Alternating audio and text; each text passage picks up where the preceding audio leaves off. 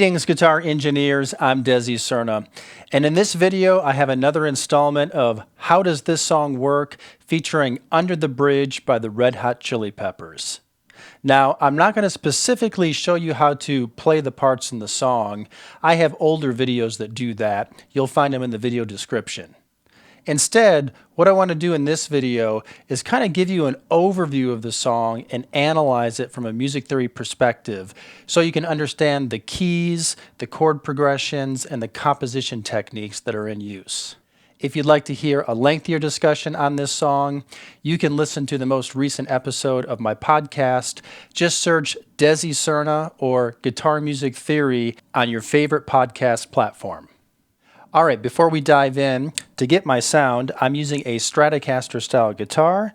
I'm using the neck pickup. I'm playing through my Kemper profiling amplifier using a profile of a vintage Marshall amp, and I have it set right about at the edge of breakup, and I do have a boost, and there's some reverb on there, and it sounds like this.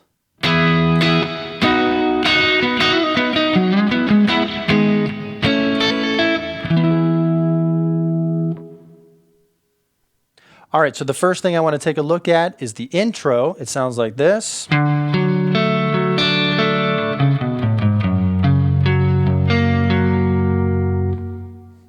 right, so we have the chords D major in C form here, and then F sharp major using a standard E form bar chord. Now, right away, you might be confused about what key this is in. Is it in D major? Is it in F sharp major? And this is complicated even more because these two chords don't actually fit together in a key. If you think you're in D major, you think about the D major scale, there's no F sharp major chord in the D major scale. And then if we turn that around, if you think maybe you're in the key of F sharp major, well, there's no D note in that scale, and there's no D major chord in that scale. So what's happening here? Why do these chords go together when there doesn't seem to be a relationship? Well, there is a relationship here, but it's something that's a little bit more complicated than just a typical harmonized major scale. So let's keep going. When you come back to this D major in the intro, you actually slide it up a whole step and you play E major. Sounds like this.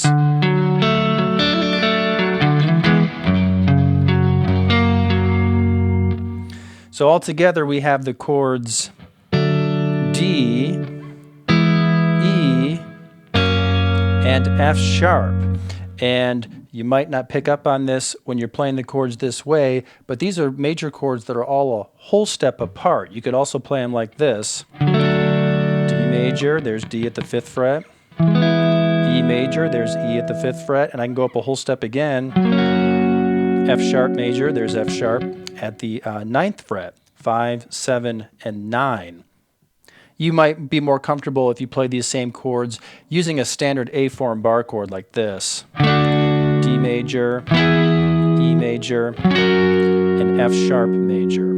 Okay, so now we have three major chords that are all a whole step apart, and if you analyze this, these three chords don't fit into any one major scale. Major scales have three major chords in them, if you're familiar with how you would harmonize the major scale to create triads and chords, but they are not arranged like this. Two of them are, but this one's out of place. So clearly we have some chords that are, some chord changes that's doing something other than what typically occurs in the major scale. But this concept of playing three major chords a whole step apart like this is actually pretty common in popular music. You hear it in songs by the Beatles and Sheryl Crow and Tom Petty and Dire Straits. And you even hear it in the theme music to the Super Mario Brothers video game.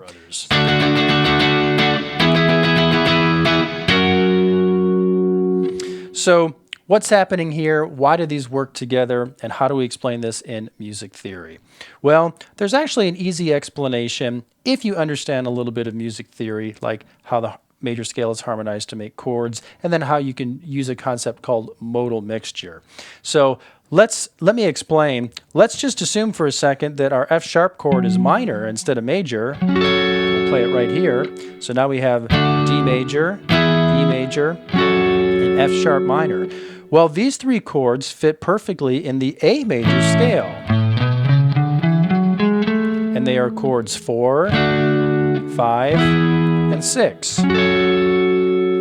Or if you want to think about yourself as being in the key of F sharp minor and count it as 1, this would be 1, the D would actually be flat 6, the E is flat 7, and then 1. And that's very common movement when you're in a minor key. Flat 6, flat 7, 1. So what's happening here when you play these same chord changes, but they're all major, is you're using a composition technique called modal mixture or modal interchange. And this is where you'll have a tonic pitch, in this case F sharp, and you would combine chords from different parallel scales. A parallel scale would be any scale that also starts on F sharp. For example, the F sharp major scale, or the F sharp minor scale. So I can think F major and play this as major, and then I can think F minor and I can get the D and the E chords. So what we're doing here is we're kind of borrowing, that's another music theory term, borrowed chords. We're borrowing that movement that naturally happens in F sharp minor, but instead of ending on F sharp minor, we're ending on F sharp major. Or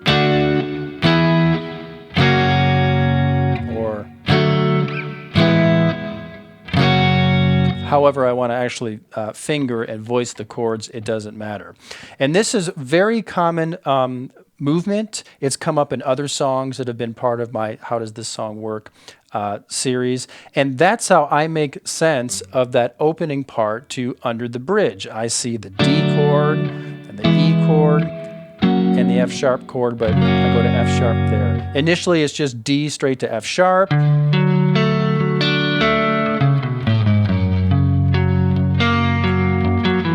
But then it's,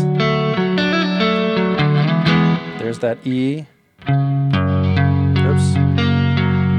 And then the notes that connect in between, well, if you analyze them, they're actually also from the A major scale or the relative F sharp minor scale.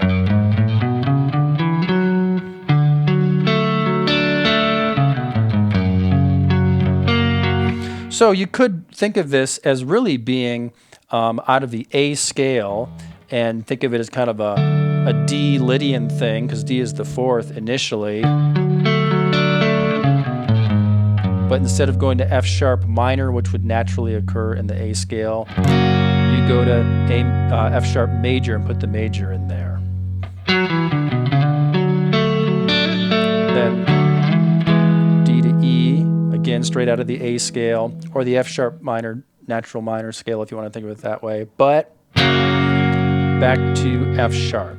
So these chords, which seemingly have no relationship, actually do have a relationship, and this type of chord movement is actually more common than you think, and it is the result of what we say in music theory is modal interchange or modal mixture. See my book, Fretboard Theory, Chapter 2. I cover this sort of thing in the second level. You can learn this in the video course that I sell on my website as well. Okay, but we're going to move on to the next section of the song. When the verse begins, the chords are different, and they're like this.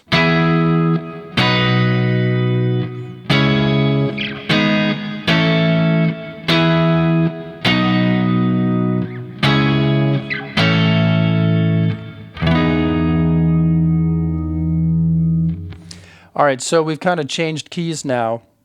We're in the key of E, and we're playing straight out of the E major scale. And if you know how to stack the notes and make triads and harmonize the scale with chords,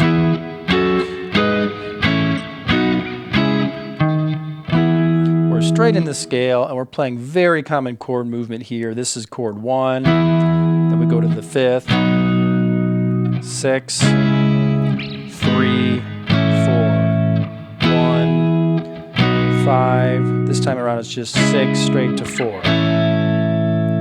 But at the top of it, it's 1, 5, 6, 3, 4, 1, 5, 6, 4. Or if you want to think about the actual names of the chords, E, B, C sharp minor, G sharp minor, A, C, B, I'm sorry, E, B, C sharp minor, A. And then you come back to E major 7. That's an E chord with a 7th, D sharp added in there. It's got a pretty sound. It's a little bit more depth and color because we've added a chord tone in there. All right, so that explains the verse. Pretty easy, pretty straightforward. It's diatonic, straight out of the major scale there. Let's move on to the next section of the song, which is the chorus, and it sounds like this.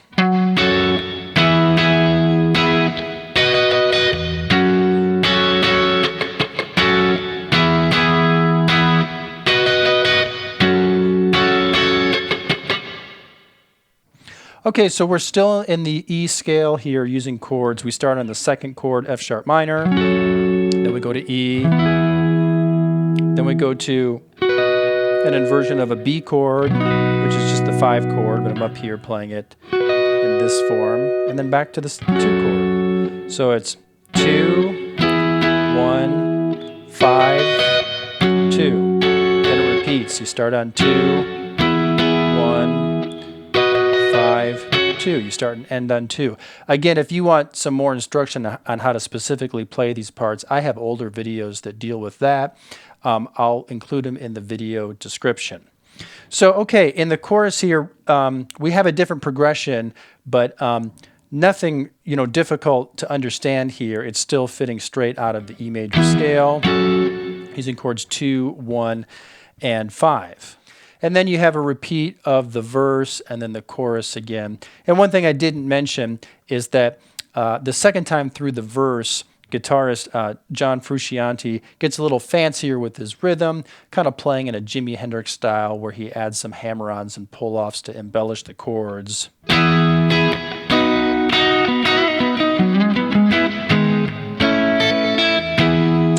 But it's still based on the very same movement. Instead of playing the full bar chords, he's using that kind of wraparound technique where you play some partial chord shapes and get the root with your thumb. Then you have some fingers free to do some hammering on and pulling off. Again, I cover that in other videos, but right now, harmonically, there really isn't anything new happening there. You're still following the same chord progression. So after a couple of verses and a couple of choruses, you get into a new section of the song where a new tonic is introduced, A, and it sounds like this.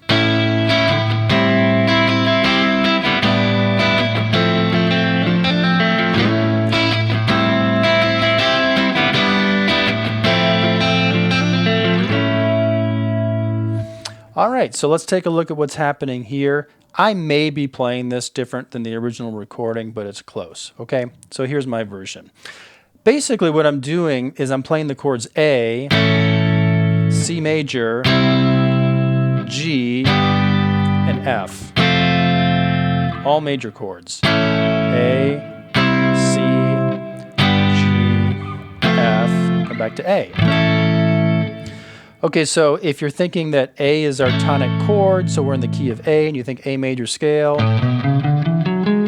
well, the A fits in there, but immediately we have a problem with the next chord. There's no C in there, there's no G in there, there's no F in there. Okay, wait a minute. So how do these go together? Is there a relationship? And the answer is yes, there is, and you may have already figured it out by now because it's very similar to what happened in the intro. Remember in the intro where we use that composition technique where you have 3 major chords a whole step apart. In that case it was D, E, and F sharp.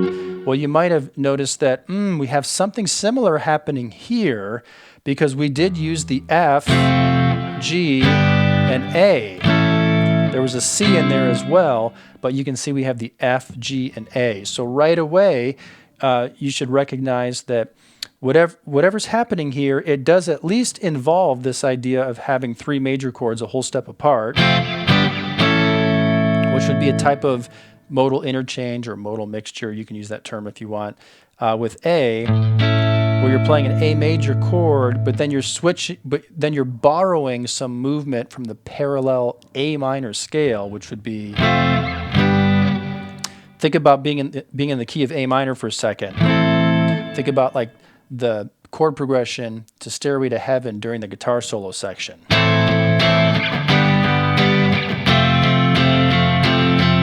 know?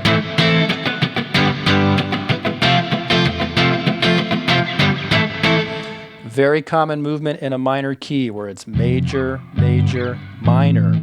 That would be chords 4, 5, and 6 out of the relative major C.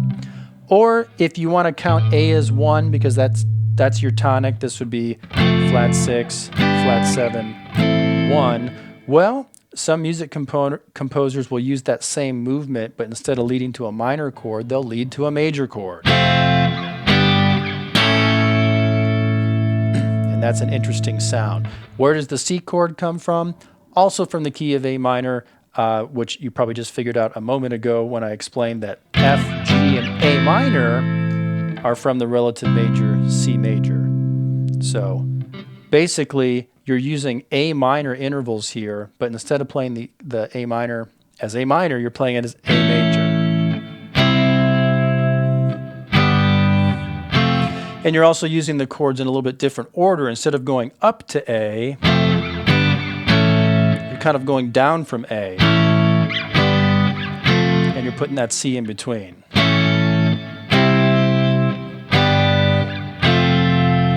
So this type of movement here with major chords like this, really common in music. It's gonna come up more than you would think.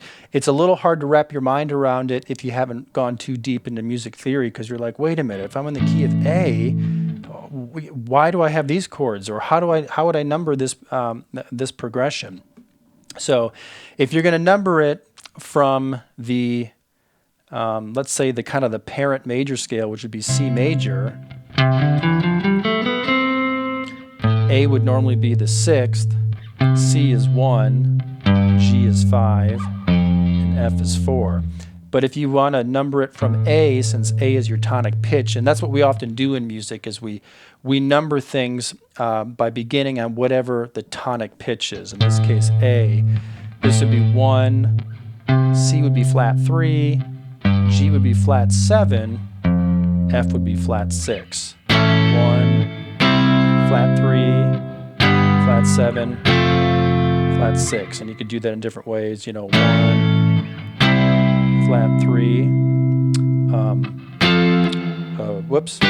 flat 7, flat 6, something like that.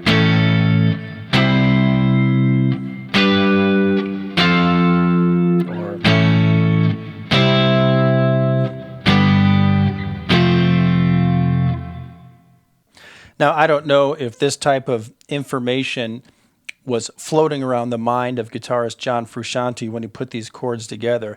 My guess is maybe, but probably not. Realistically, what happened is that since he's a fan of music and he's obviously listened to a lot of music and learned how to play a lot of music, he came across this movement because it is fairly common. And so it just kind of became part of his musical vocabulary. So when he started writing his own songs, he naturally kind of gravitated to different types of chord movement that sounded interesting and inspiring to him, but likely were ideas that he was introduced to from other songs, whether he realized it or not. So you can use this song now to introduce you to this type of movement, so that kind of becomes part of your vocabulary or your repertoire, so you don't always have to think about playing simply in a plain major key and playing the simplest of progressions. And there's nothing wrong with the simplest of progressions. They're used to make great music, but you don't have to be confined to that. You can use this modal mixture concept and move out of that by moving to chords from parallel scales. And maybe you come at it from a music theory perspective where you're kind of analyzing it and thinking of it that way.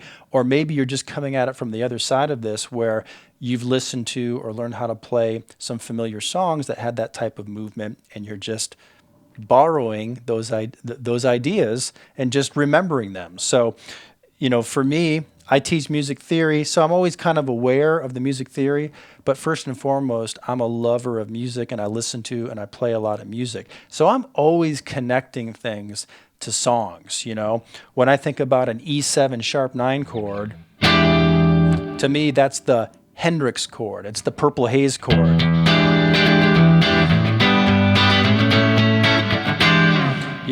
So I do that sort of thing all the time. So, if I played something like, I might think about, it's the under the bridge chord movement or something. So I like to think about theory, but then I also just kind of like to think practically and relate things to familiar songs. Okay, there's more to this part though. You don't just play the straight up chords. Instead, I keep the 5th string A sustaining throughout all the chord shapes. So I got to rearrange my fingers so that I can stay off of the 5th string. So my A becomes this,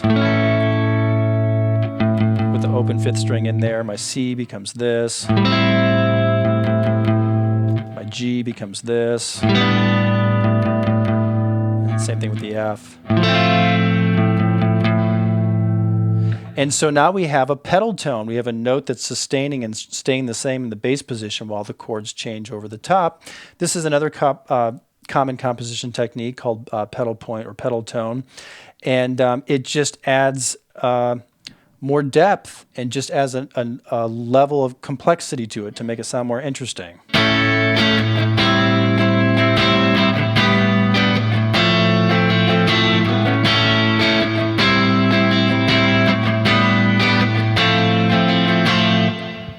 And we'll take this a step farther. I'm also playing the open 1st string E, and I'm sustaining that and letting that ring open over all the chords as well. So my A now becomes this. My C becomes this. My G becomes this. And here's the F.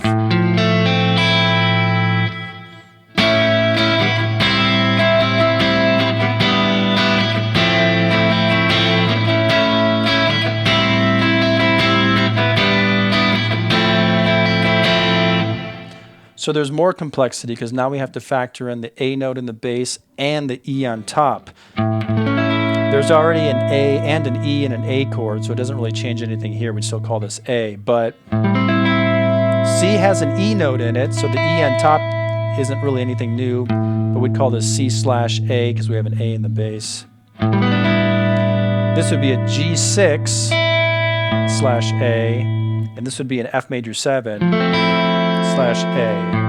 So we have A, C/A, G6/A, F major 7/A.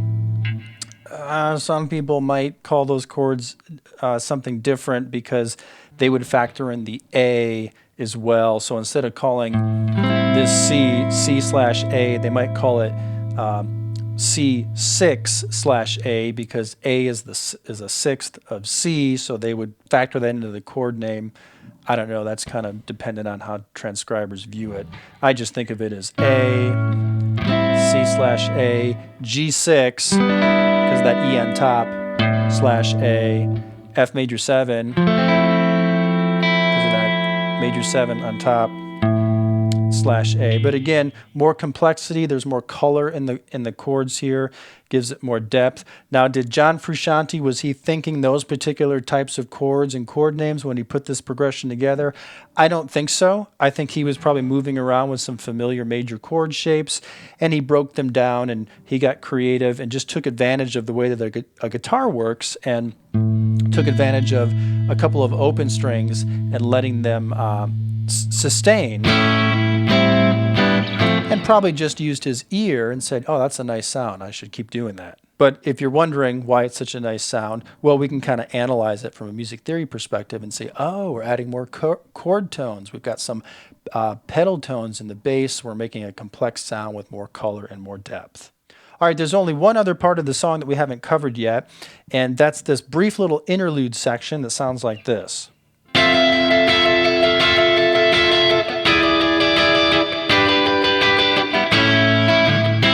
then it goes back to this part,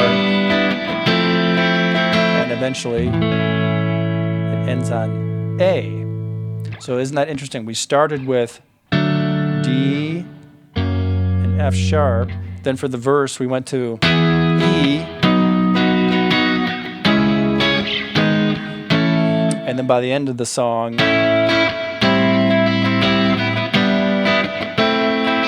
we end on A. So at least 3 different keys here depending on your perspective and how many keys you're counting. With that modal interchange stuff, you're mixing chords from different keys. Are you counting it as different keys? I think if you're doing that, maybe you're going a little too far with this stuff. But a great song. I love the different sections, great rhythm guitar parts throughout, really clever use of some different chord fingerings and shapes, which are a little out of the ordinary and create an interesting sound. But we're dealing with this section. So let's take a look at this. This is an F major 7 chord all the way up here. There's F, and if I put the major 7 E on top, I get that.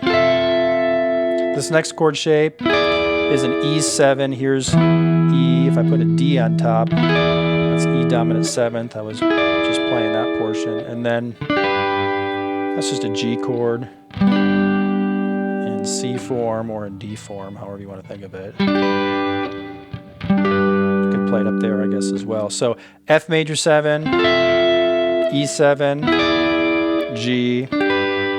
Well, F major 7 isn't new because we used it here. So that was already part of the mix. The G at the end of this section isn't new because we were already using G anyway, right? We had A, C, G, F. So we already had an F and a G, but now we have an E7. Okay, so where does the E7 come from?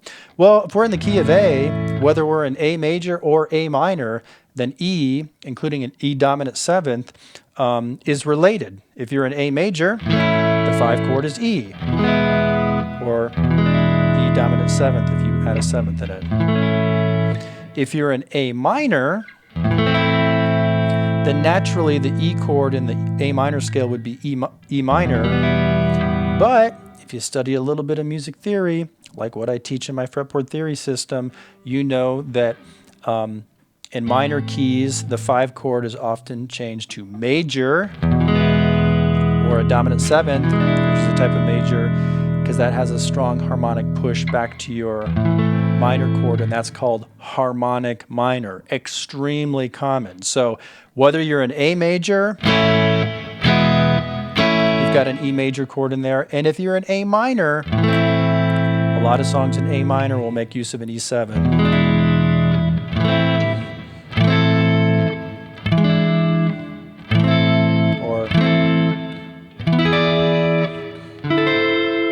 So we got E7 in there. It has a relationship. So if you're only familiar with kind of like rudimentary music theory stuff, like a major scale and building triads and chords and playing like 1-4-5 or 1-5-6-4, then you can look at the chord changes throughout this song. You can say this isn't making sense. This isn't fitting into a key. This isn't right. But if you just take things a step further, like in my fretboard theory system, I teach major scale patterns, how to form triads and harmonize them to make chords and get the number system. Then I introduce you to modes, and I show you how any one of the notes of the major scale or any one of its chords could be functioning. It could be like the tonic of a song. You could make it the center.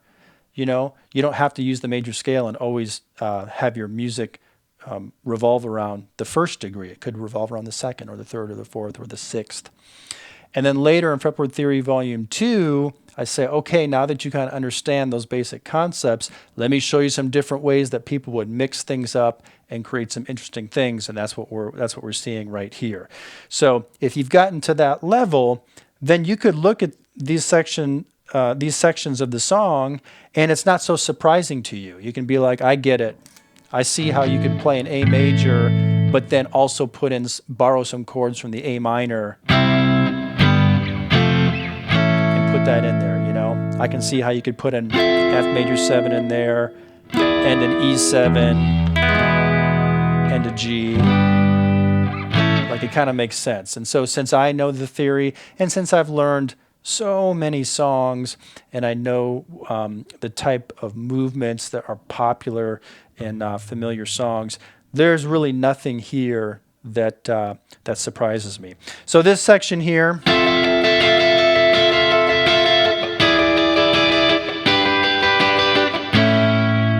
if I wanted to break it down and just use like standard bar chord shapes, I'd have F,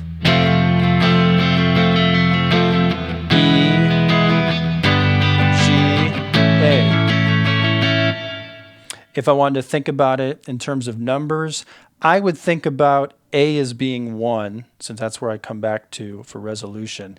In that case, F is flat 6, E is 5, G is flat 7, 1. Flat 6, 5, flat 7, 1. How about flat 6, 5, flat 7, 1. So you could have some fun and figure out different ways that you could play that type of chord movement. All right, well, this completes my video for this song, so now you know how Under the Bridge by Red Hot Chili Peppers works. If some of this music theory stuff went over your head and you need to kind of back up and learn more of the fundamentals, go to my website, guitarmusictheory.com, answer the questions I ask you about your playing, and then I'll send you a free video course that's calibrated to your current level. So I want to make sure that any free instruction you get is just the type of instruction you need right now so that you're filling the gaps that you have and then you can move forward and reach your music goals. So answer the question about your playing and then follow the link to the course that I recommend for you. Go to guitarmusictheory.com to enroll in your free video course now. You can click on the link in the video description. All right, well, if you found this video helpful, click like and leave me some positive feedback. If you have any questions, post them in the comments below and I'll reply. If you have some additional perspective on this song, maybe you view things a little bit differently, post them in the comments. I'd love to hear your perspective. All right, well, thanks for watching. I'm Desi Cerna. Before you go, be sure to subscribe to my YouTube channel, click the notification bell to receive alerts when new videos are uploaded, then keep playing and stay tuned for more.